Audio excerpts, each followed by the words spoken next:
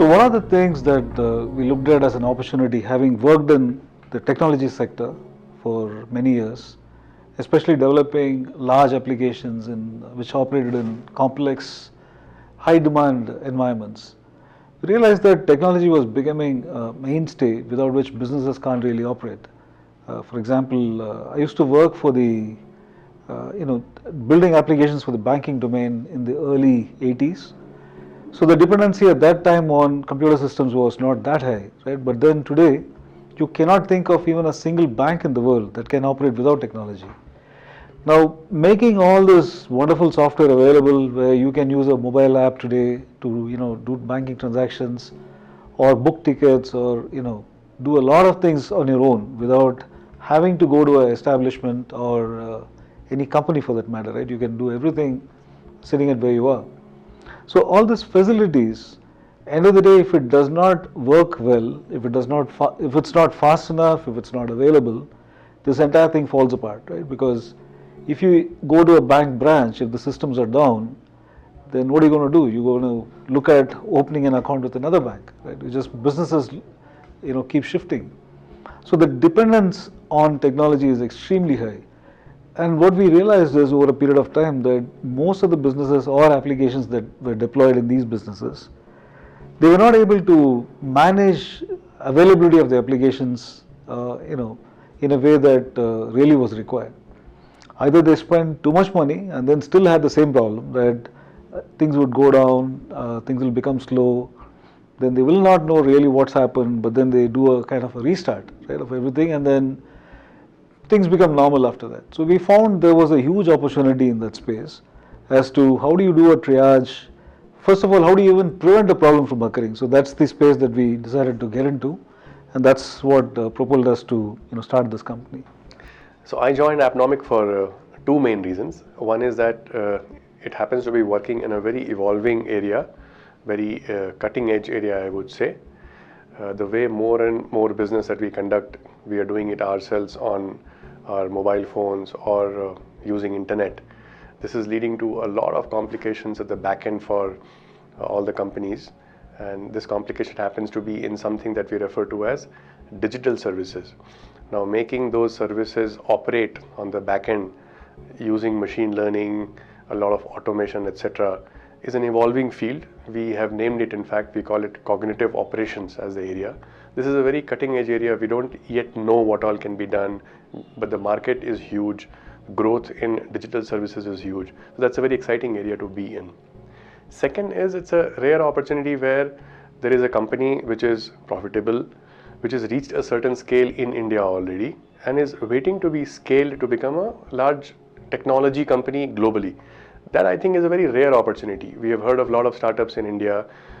Most of them are India focused, of big names that we know. There are definitely very few India-based global startups today, and I think Appnomic easily can be one among one of the next ones with a lot of global clientele with a leading edge technology-based product. So these two together are extremely exciting.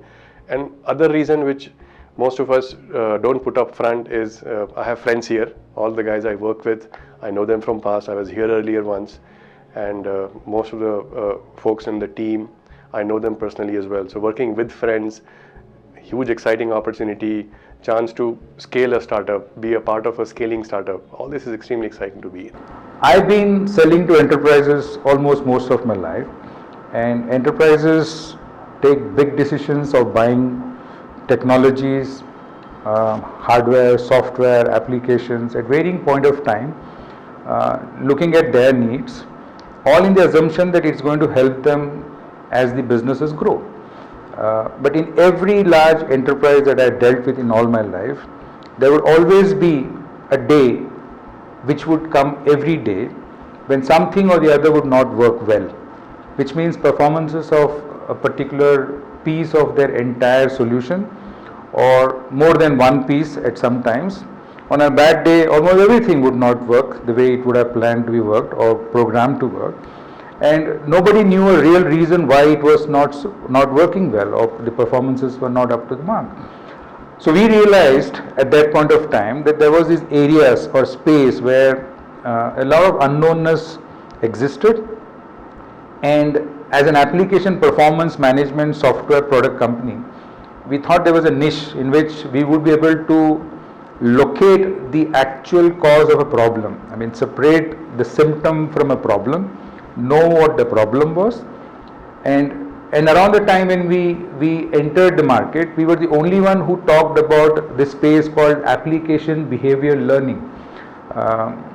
Nobody talks about application behavior learning even now. I mean, the new term that is being used today is the machine learning, which means nothing else but that I learn about what is happening over a period of time based on sequence of events or series of events, and over a time as I learn, I start making my own mind about how the environment will evolve or work, and I make my predictions. So this looked like an extremely niche area, looked like my experiences working in enterprises would help me, and looked like I could go back to the same enterprises and sell them something that was going to be very valuable.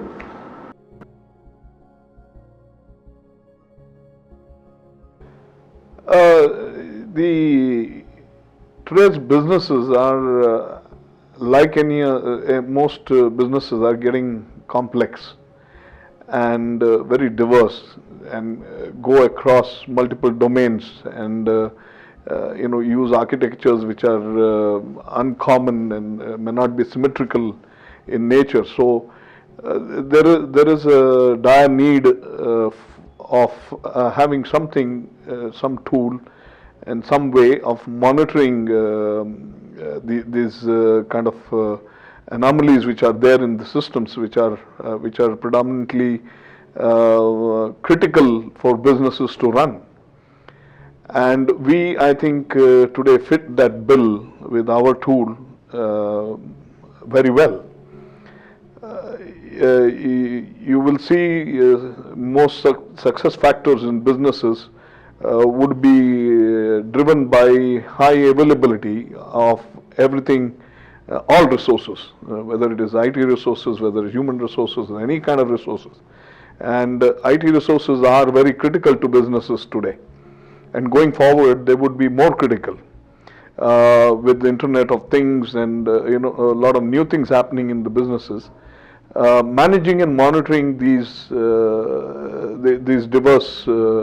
diversity is going to be very critical, and I think we are there at the cusp of things there.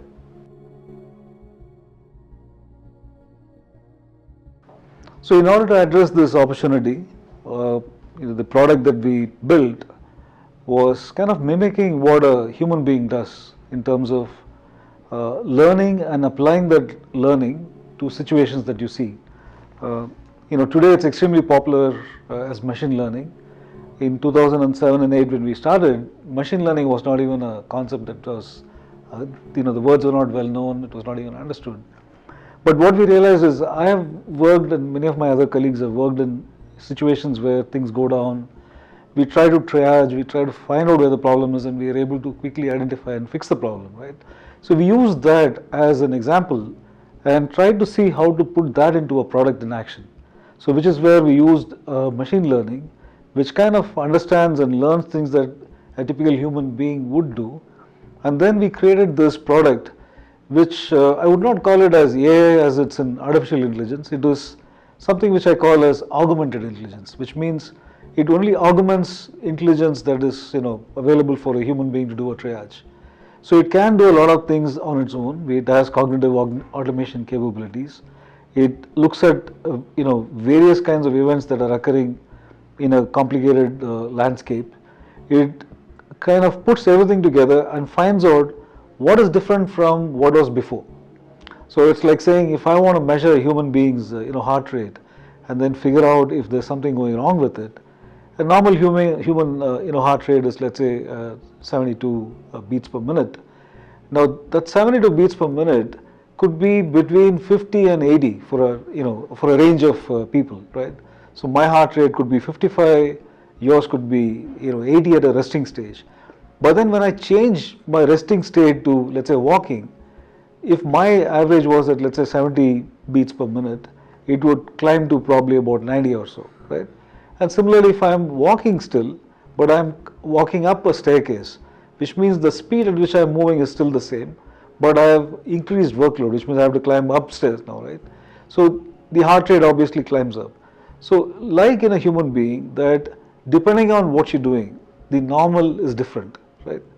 So similarly in computers also, depending on what the workload is, what the users are coming and doing with the system, the behavior of the system also is different. So you can't say that something is going wrong when like say for example the CPU utilization goes to 90%.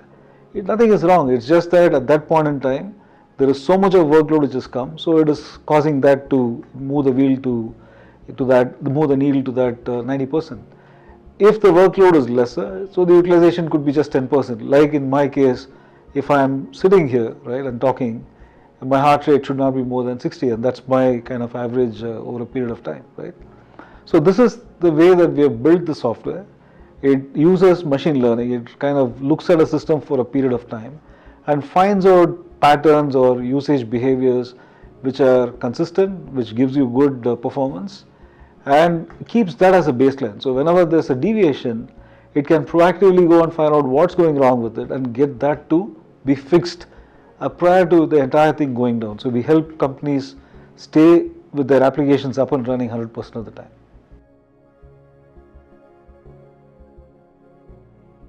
Businesses are today probably more dynamic than they were ever. Okay, so we used to have a concept called normal, and these days there's a concept called new normal, and it's funny as it might be that a new normal means that what now is assumed to be a behavior of an event or an IT organization or an IT infrastructure or in large technologies a behavior pattern of a particular business sequence of events. So the new normal is something that is an always situation these days. Earlier businesses were far more stable. I mean, businesses knew what would happen in an average day. Everything could be predicted to the T because things would not be difficult. I mean, there was something called business hours.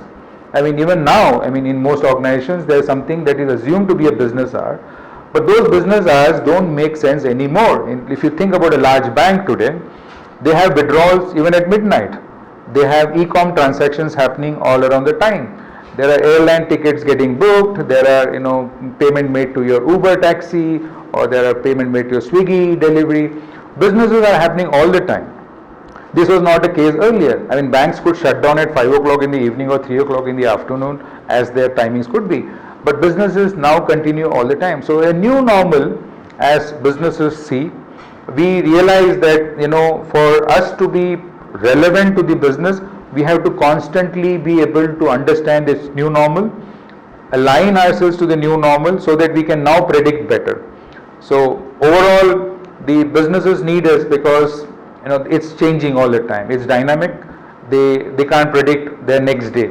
They can't predict their next hour. I mean, and if a large vendor like Amazon comes out with a freebie and announces some obscene 20% discount for a short window, businesses just pile up. I mean, events are going to happen all over. Okay, and in that chaos, businesses can tank. I mean, systems can come down. Technologies can't scale up. So we can help organizations predict these kind of behavior. We can help organizations stay relevant, and we stay relevant by keeping the businesses alive.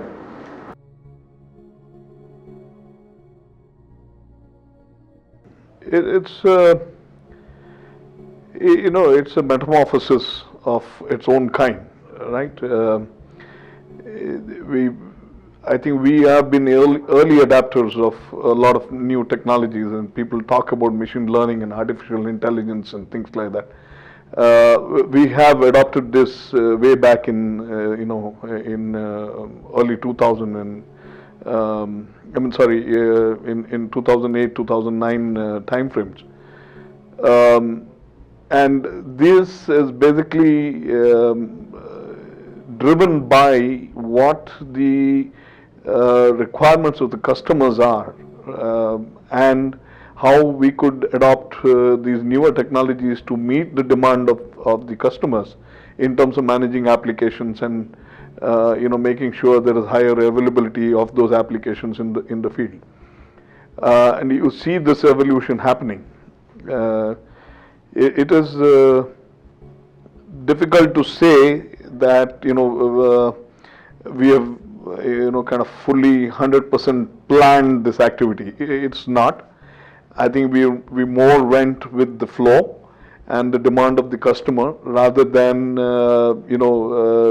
looking at a product development plan from our side. And you would see that the product by itself has evolved because of that. And today, I think we provide something which even our competitors, the best, are not able to give you. So for us to get to a level that we want to be at, there are challenges. Now, what happens typically in a product-based startup is that when we want to scale fast, we have a product that we need to keep evolving, keep adding new features, keep making it work exactly as our customers want it to work. What happens is that let's say you have 2 customers, or let's say we currently have about 100 customers. We want to go from 100 to 1000. We have to evolve the product so that it can meet the needs of 1000 types of customers, 1000 types of situations. So this involves a lot of careful technical as well as customer interfacing work. Now, while all this happens inside the organization, chaos is natural. We are trying to do too many things. We are trying to talk to new customers in new geographies, etc. So this creates challenges which need to be worked on very carefully. So that's what I see as the challenge ahead for us, essentially on 2 dimensions. One is evolving our product to be cutting edge, to be something that meets the needs of our customers. And on the second, while we do all this, we stay together, we scale well, we essentially have that balance between being too organized, which might make us a bit slow, to being a bit too chaotic, which is needed at times.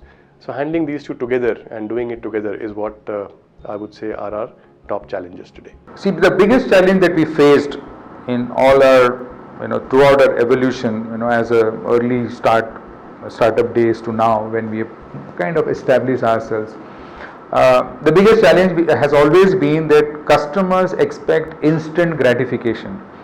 In that I mean that customers expect that software like ours can come in and start delivering results immediately. Now that doesn't work in so much so that we wish we could, but we are a behavior learning company. I mean, we had an application behavior learning product. So we do learning, and for us to learn, we have to see behavior over times. We have to see behavior time during good times and bad times. We have to see behavior in different hours of the day. We have to see behavior at different times of the months and the different times of the year. So we have to learn in the business. We have to learn in an active business environment, in an IT space. For us to learn, it takes time. And for us to learn and then start making predictions that are really useful and believable, it takes time. And that's the challenge that we've been facing when it comes to delivering on our promise of being able to predict what would happen. The challenges I see going ahead would be that any space which starts getting customer attention also starts bringing in newer vendors. So I see this space hotting up. I see more and more vendors coming in, promising what we say we can do, and they promise that they could deliver the same. So I see this space getting a little busy. I see competition warming up. In that, where I see the challenge as in being able to start and stand out separately in a crowd, that would be a challenge. But if you ask me, that would also help us in a way, because the more awareness is spread among enterprises, the more for us.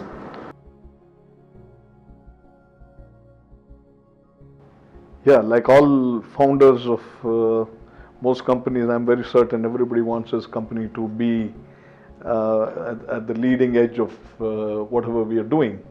And that's something that I also would want to see happening.